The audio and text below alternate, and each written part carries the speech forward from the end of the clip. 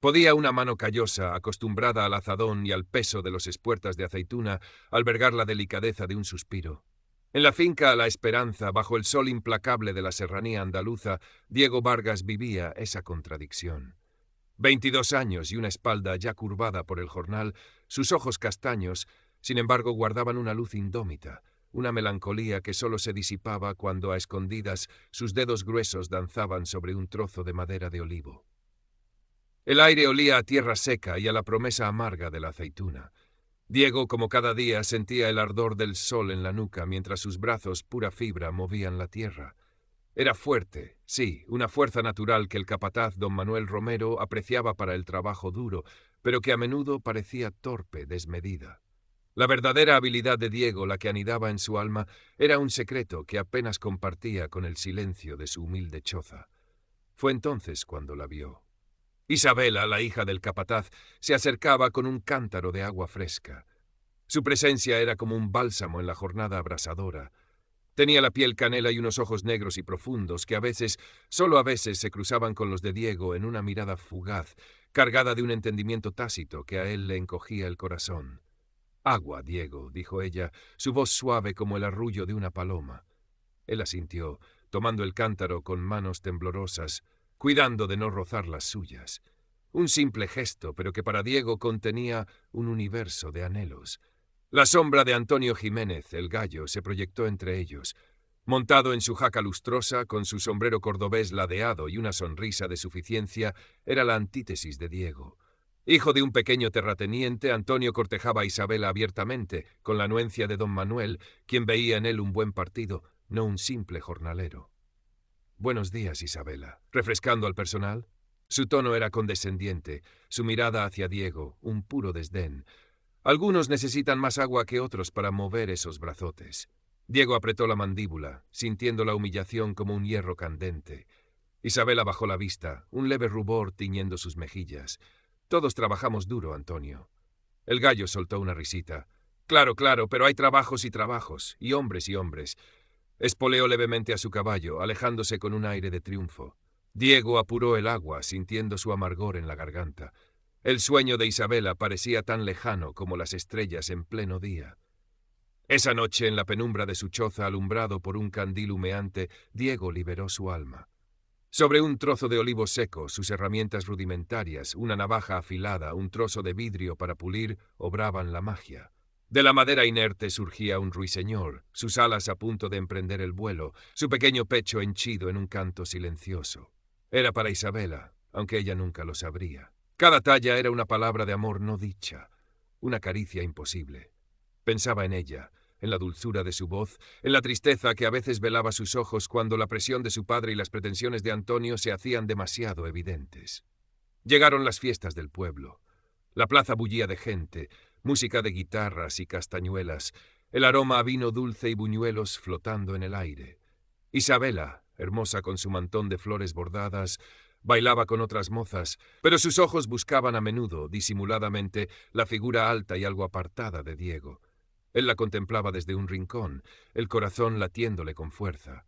Antonio, como no, monopolizaba su atención, pavoneándose a su alrededor, sus requiebros resonando en la algarabía. En un momento Isabela logró zafarse y sus miradas se encontraron. Una sonrisa cómplice, un instante de conexión pura. Antonio lo vio. Su rostro se ensombreció. Cuando el baile terminó y la gente comenzaba a dispersarse hacia las tabernas, el gallo se acercó a Diego, con el orgullo herido y el vino avivando su arrogancia. «¿Qué tanto miras a donde no te llaman, jornalero?», espetó, su voz áspera. Diego sintió la sangre subirle a la cabeza. «Miro donde me place, Antonio». «Pues mira para otro lado. Isabela no es para tus ojos». Don Manuel, el capataz que andaba cerca, intervino. «Diego, deja las cosas. Antonio, tú también. No es noche de pendencias». Pero la mecha ya estaba prendida. La advertencia del capataz sonó más a reproche para Diego que para el protegido Antonio. Más tarde, la tensión estalló. Fue a la salida de una taberna, donde el vino había corrido generosamente. Antonio, envalentonado por la bebida y sus compinches, volvió a la carga, buscando humillar a Diego delante de todos. Las palabras se volvieron insultos, los insultos empujones. Diego, que había aguantado estoicamente las provocaciones durante años, sintió que algo se rompía en su interior. La imagen de Isabela, su sonrisa, la injusticia de su propia posición, todo se agolpó en un instante. Cuando Antonio lo empujó con especial saña, Diego respondió, no con la intención de hacer daño irreparable, sino de quitarse de encima al matón. Pero su fuerza, esa fuerza que normalmente contenía, se desató. Un golpe seco. Antonio trastabilló. Sus ojos se abrieron con sorpresa y luego se vidriaron. Cayó hacia atrás, su cabeza golpeando con un ruido sordo y ominoso contra el empedrado de la calle. Un hilo de sangre comenzó a serpentear desde su sien. Silencio. Luego un grito ahogado. «¡Dios mío, lo ha matado!», exclamó una mujer. Diego miró sus manos, luego el cuerpo inmóvil de Antonio. El pánico lo atenazó, frío y paralizante. ¿Muerto? ¿Había matado a un hombre? Las caras a su alrededor eran una mezcla de horror y acusación. La palabra asesino flotó en el aire como un espectro. No pensó, solo actuó. Impulsado por un terror primordial, se abrió paso entre la multitud atónita y corrió. Corrió como nunca antes, sin rumbo, con el eco de esa palabra maldita persiguiéndolo en la oscuridad de la noche andaluza. Dejaba atrás su pueblo, su trabajo, su choza y a Isabela. Los días siguientes fueron una pesadilla borrosa. Vagó por caminos de cabras durmiendo al raso, el estómago vacío y el alma encogida por la culpa. Cada sombra le parecía la Guardia Civil, cada susurro del viento una acusación. Trabajaba en lo que salía, descargando carros, acarreando piedras por un trozo de pan duro y algunas monedas que apenas le llegaban para seguir adelante. Las pesadillas lo asaltaban cada noche, el rostro pálido de Antonio, la sangre en la piedra, los ojos de Isabela llenos de un dolor que él imaginaba insondable. ¿Qué pensaría ella de él ahora? Un asesino. Esa palabra lo marcaba a fuego. La serranía, antes su hogar, se había vuelto un laberinto hostil. El sol que antes le curtía la piel ahora parecía querer consumirlo. La belleza de los campos de girasoles, de los pueblos blancos aferrados a las laderas, se le antojaba una burla cruel a su miseria. Un atardecer, exhausto y sin un real en el bolsillo, llegó a un pequeño pueblo donde se celebraba una modesta feria. El bullicio habitual, los olores a fritanga y vino rancio le resultaron ajenos, distantes. Buscaba solo un rincón donde pasar la noche sin ser molestado. Fue entonces cuando sus ojos se detuvieron en un tenderete apartado, casi escondido al final de una hilera de puestos más llamativos. Un anciano de barba blanca y ojos vivaces tallaba pequeñas figuras de madera con una destreza asombrosa. A su alrededor, expuestas sobre un paño raído, había miniaturas de animales, personajes de cuentos, escenas cotidianas, todas ellas imbuidas de una vida y una gracia que dejaron a Diego sin aliento. Se quedó allí, inmóvil, observando las manos del viejo, la forma en que la navaja parecía una extensión de sus dedos, como la madera más humilde se transformaba bajo su toque. Olvidó el hambre, el miedo, la culpa. Solo existía la magia de la creación. El anciano, Fermín el Sabio, como lo conocían en las ferias, levantó la vista y se encontró con la mirada intensa y absorta de Diego. Vio en aquellos ojos una mezcla de admiración profunda y una tristeza insondable. «¿Te gusta lo que ves, muchacho?», preguntó Fermín, su voz cascada pero amable. Diego asintió, sin poder articular palabra. «La madera tiene alma», continuó el viejo. «Solo hay que saber escucharla». Hizo una pausa, estudiando el rostro curtido y las manos grandes y encallecidas del joven. «¿Y tú? ¿También le hablas a la madera?». Diego, en un impulso, sacó de su morral raído una de sus viejas tallas, el pequeño ruiseñor que había hecho pensando en Isabela, ahora algo maltrecho por el viaje. Se lo tendió a Fermín con timidez. El anciano lo tomó con cuidado.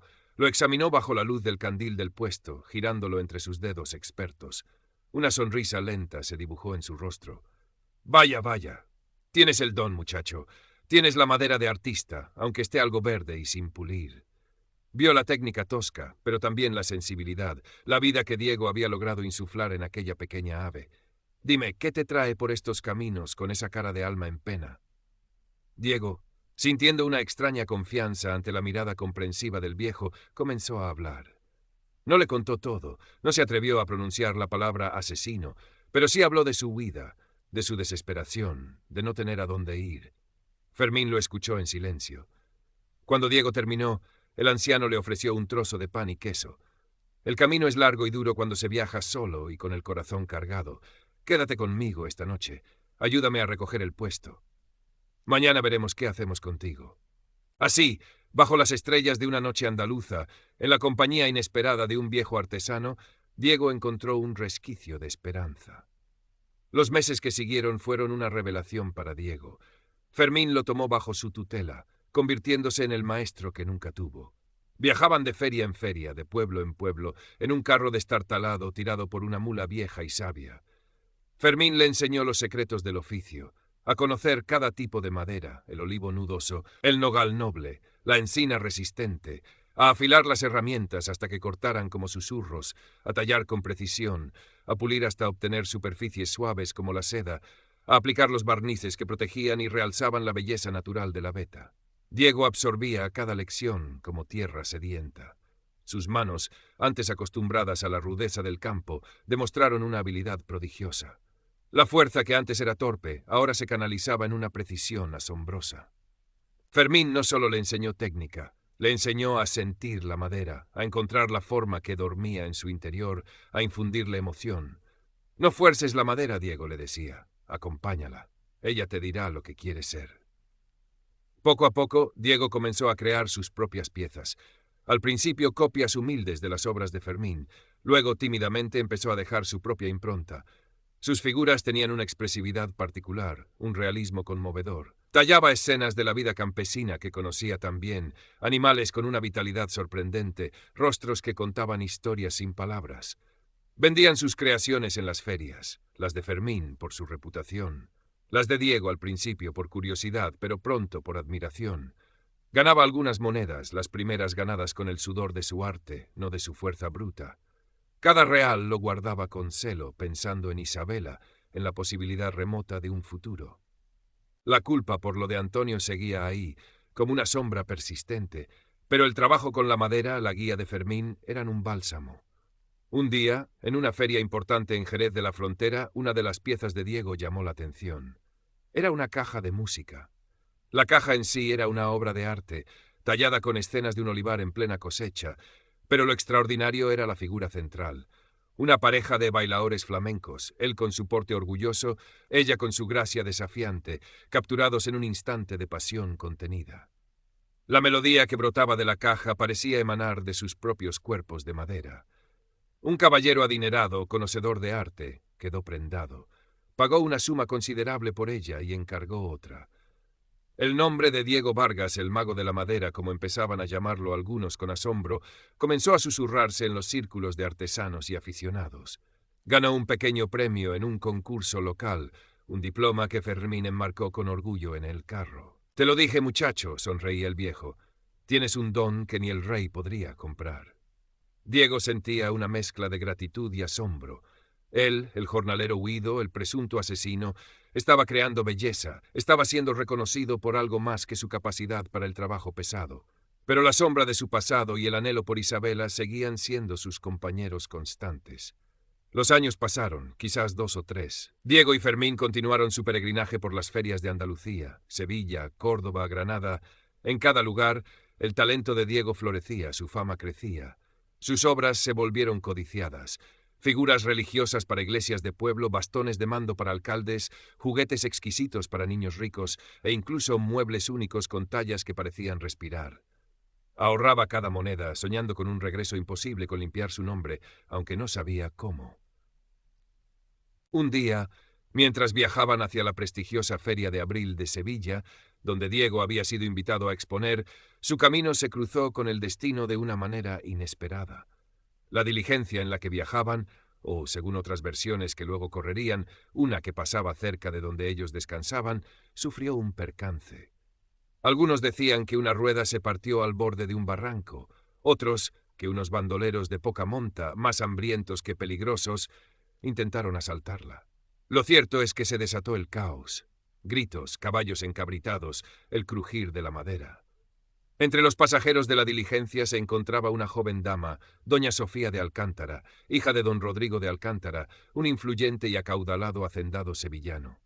Diego no lo pensó 2 veces. Su antigua fuerza, ahora templada por la disciplina del artesano, resurgió. Con una agilidad sorprendente y utilizando a veces sus propias herramientas como palancas o defensas improvisadas, logró estabilizar el vehículo que amenazaba con despeñarse, o según la otra versión, ahuyentó a los asaltantes más con su presencia imponente y su determinación que con violencia real. Protegió a los pasajeros, asegurándose de que doña Sofía, que estaba pálida pero serena, no sufriera daño alguno. Don Rodrigo, que viajaba con su hija, quedó profundamente impresionado y agradecido, no solo por el valor demostrado, sino por la nobleza y la calma con la que aquel joven desconocido había manejado la situación. Cuando el peligro pasó y se presentaron, don Rodrigo se asombró al reconocer en el salvador de su hija al ya renombrado artesano Diego Vargas, cuyas obras había admirado en alguna ocasión. «Joven Vargas», dijo don Rodrigo, su voz grave y autoritaria, pero teñida de gratitud. «No tengo palabras para agradecerle lo que ha hecho por mi hija y por todos nosotros. Es usted un hombre de coraje, además de un artista excepcional. Permítame que lo invite a mi hacienda en Sevilla. Será un honor tenerlo como huésped». Doña Sofía, una joven de belleza refinada y ojos inteligentes, miraba a Diego con una mezcla de admiración y una incipiente curiosidad. Había algo en aquel hombre de manos fuertes y mirada profunda que la intrigaba profundamente. Diego, abrumado por la situación, apenas pudo aceptar. Fermín, a su lado, sonreía con disimulo. El destino, a veces, tejía sus hilos de las formas más extrañas. La hacienda de don Rodrigo de Alcántara era un palacio comparada con cualquier cosa que Diego hubiera conocido. Jardines exuberantes, salones suntuosos llenos de obras de arte, el murmullo constante de sirvientes. Diego y Fermín fueron tratados con todos los honores. Don Rodrigo, un hombre pragmático pero con sensibilidad artística, pasaba horas conversando con Diego, admirando sus conocimientos sobre la madera y su visión creativa. Le mostró su colección privada, pidiéndole opinión sobre algunas piezas. Doña Sofía también buscaba la compañía de Diego. Paseaban por los jardines, y ella le hablaba de libros y música, de un mundo culto y refinado que para Diego era completamente nuevo. Él, a su vez, le hablaba de la madera, de cómo cada árbol tenía su propia historia, su propia voz. Sofía lo escuchaba fascinada, atraída por su autenticidad, por esa mezcla de fuerza rústica y sensibilidad artística. Veía en él una especie de noble salvaje, un héroe salido de las páginas de una novela romántica. Un día, don Rodrigo llamó a Diego a su despacho. La estancia era imponente, con una gran librería de caoba y un escritorio macizo. «Diego», comenzó el hacendado, «he observado su talento, su carácter. Es usted un hombre excepcional. Quiero proponerle algo. Me gustaría que se encargara de dirigir un gran taller de artesanía en mis propiedades. Tendría todos los recursos a su disposición, los mejores materiales, aprendices si los desea. Podría crear sin las limitaciones de la vida itinerante». Hizo una pausa y su mirada se suavizó. «Además, Sofía, mi hija le tiene en gran estima. No soy ciego. Un hombre como usted, con un futuro brillante, sería un yerno que cualquier padre desearía». La oferta era deslumbrante, la cima del éxito, un taller propio, seguridad económica, el respeto de la alta sociedad sevillana y, lo más increíble, la posibilidad de un futuro con una mujer hermosa, culta y rica como doña Sofía. Era todo lo que un hombre en su posición podría soñar. Diego sintió un vértigo. Por un instante vio una vida de comodidades, de reconocimiento, libre de las sombras del pasado. Pero entonces, como un eco lejano, le llegó la imagen de Isabela, su sonrisa tímida, sus ojos tristes esperándolo en aquel pueblo perdido. El recuerdo de su amor puro, nacido entre olivares y dificultades, seguía vivo en su corazón. La Feria de Abril de Sevilla estaba en pleno apogeo. Diego exponía sus obras maestras en un lugar destacado. Era ya una figura, el mago de la madera, cuyas manos creaban prodigios. La gente se agolpaba para admirar sus tallas, sus muebles con alma. Se sentía orgulloso, pero una inquietud persistente lo embargaba. Fue entonces, entre el bullicio de la feria, que una voz lo llamó por su nombre. Una voz familiar, casi olvidada. Se giró y vio a un hombre de su pueblo, un antiguo compañero de jornal que lo miraba con asombro. «Diego Vargas, por todos los santos, eres tú. No puedo creerlo. Te dábamos por muerto o huido para siempre». El corazón de Diego dio un vuelco. «¿Qué? ¿Qué sabes de mí? ¿Del pueblo?» «Hombre, pues que te fuiste después de aquello con el gallo. Menudo susto nos dio el maldito. Pero...» El hombre se acercó, bajando la voz. «Antonio no murió, Diego. ¿Qué va a morir ese? Se recuperó a los pocos días. Un buen chichón y poco más. El muy cobarde fingió estar peor de lo que estaba para que te fueras y tener el camino libre con Isabela. Pero ella, ni caso. Dicen que sigue esperándote, la pobre. Aunque algunos la tachan de loca o de abandonada por un asesino». Diego sintió que el suelo se abría bajo sus pies. ¿Antonio vivo? Toda su huida, su culpa, su tormento, basados en una mentira, en la cobardía de un rival. Una oleada de emociones contradictorias lo barrió. Ira, alivio inmenso y una urgencia desesperada incontenible de volver. Isabela lo esperaba. Isabela, su Isabela, fiel a pesar de todo. Esa noche, en la soledad de su lujosa habitación en la hacienda, Diego no durmió. La oferta de don Rodrigo, la sonrisa de Sofía, la calidez de su nuevo estatus, todo palidecía ante la revelación. El camino se bifurcaba ante él. Una vida de riqueza y reconocimiento en Sevilla o el regreso a su origen humilde, a la mujer que amaba y que lo había esperado contra toda esperanza. A la mañana siguiente, con una calma que sorprendió incluso a sí mismo, Diego solicitó hablar con don Rodrigo. Se encontraron de nuevo en el despacho. Don Rodrigo, comenzó Diego, su voz firme pero teñida de una emoción profunda. No tengo palabras para agradecer su generosidad, la oportunidad que me brinda. Es más de lo que nunca soñé merecer. Hizo una pausa, mirando al hacendado a los ojos. Pero mi corazón, señor, y mi destino están en otro lugar. Hay una deuda pendiente, un amor que me espera. No puedo aceptar su oferta, aunque me duela rechazar tanta bondad. Don Rodrigo lo escuchó en silencio, su expresión indescifrable. Cuando Diego terminó, el anciano asintió lentamente. Entiendo, hijo, o creo entender. Un hombre debe ser fiel a su corazón. Vaya en paz, y sepa que siempre tendrá mi respeto y mi amistad. Sofía, cuando se despidió de él, tenía los ojos húmedos, pero una sonrisa triste y comprensiva adornaba sus labios. Vaya con ella, Diego, que sea muy feliz. Ha elegido usted el tesoro más grande.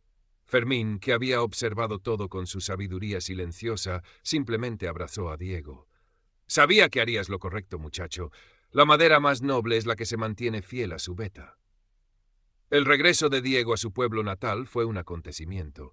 Al principio hubo sorpresa, cuchicheos, miradas de recelo. La noticia de que no era un asesino, de que Antonio Jiménez vivía y había sido un embustero, corrió como la pólvora. El enfrentamiento con el gallo fue breve.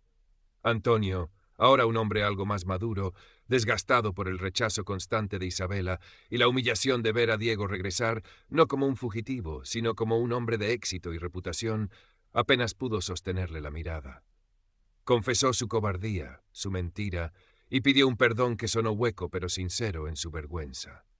Diego lo escuchó, y aunque una parte de él quería desatar la furia contenida durante años, vio en Antonio a un hombre ya castigado por su propia ruindad. Simplemente asintió y se alejó. No necesitaba venganza, necesitaba a Isabela. El reencuentro fue en el mismo olivar donde sus miradas se habían cruzado tantas veces. Isabela estaba allí, recogiendo aceitunas caídas, su figura más delgada, su rostro marcado por una tristeza paciente. Cuando levantó la vista y vio a Diego acercándose, el espuerta se le cayó de las manos. No hubo necesidad de muchas palabras. Sus ojos lo dijeron todo. Los años de ausencia, la espera, el dolor, la esperanza que nunca murió. Se abrazaron con una fuerza que sellaba el pasado y abría el futuro. Lágrimas de alegría, de alivio, de amor reencontrado rodaron por sus mejillas. «Te esperé, Diego», susurró ella contra su pecho. «Siempre supe que volverías». «Y yo viví para este momento, Isabela», respondió él, su voz rota por la emoción. Don Manuel, el padre de Isabela, que había observado la escena desde lejos, se acercó. Había oído la verdad sobre Antonio, había visto el cambio en Diego, la dignidad en su porte, la evidencia de su éxito. El capataz, un hombre rudo pero justo en el fondo, se sintió conmovido. Puso una mano en el hombro de Diego. «Bienvenido a casa, muchacho. Has demostrado ser un hombre de ley. Cuida de mi hija». Era su bendición. Diego e Isabela se casaron en la pequeña iglesia del pueblo, rodeados de la alegría de aquellos que ahora admiraban al que antes habían temido o despreciado. Con el dinero que